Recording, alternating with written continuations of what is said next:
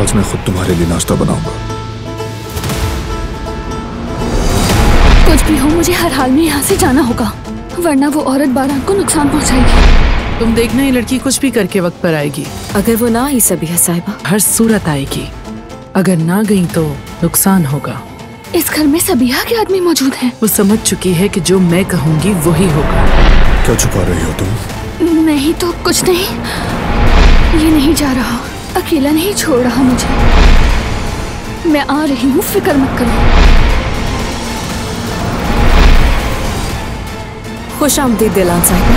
क्या ये कोई जंगल है जो आप जो मर्जी आए करते फिरेंगे? अब आप हद से आगे बढ़ रहे हैं। वो कहानियाँ अधूरी जो न हो सकेगी पूरी, उन्हें मैं भी क्यों सुनाऊं, उन्हें तुम भी क्यों सुनाओ।